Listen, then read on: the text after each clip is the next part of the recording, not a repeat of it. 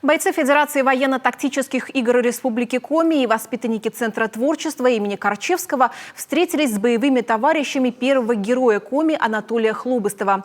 На вечере памяти юные ухтинцы, коллеги и близкие Анатолия из первых уст узнали, как он сражался на передовой, как поддерживал, обучал бойцов и обустраивал солдатский быт вместе с товарищами.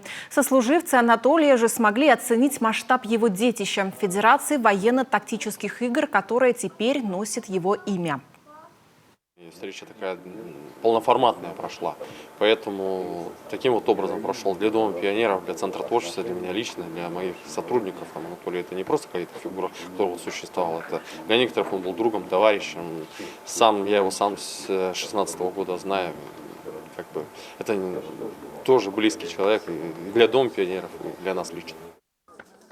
Родные, товарищи, воспитанники Анатолия. Республика бережно хранит память о своем герое, в том числе и при помощи подобных встреч. Есть множество способов не дать забыть о подвигах наших защитников. Так, телеканал «Юрган» готовит документальный фильм о жизни и подвиге первого героя Республики Коми Анатолия Хлобыстова. Увидеть его зрители смогут уже в октябре этого года.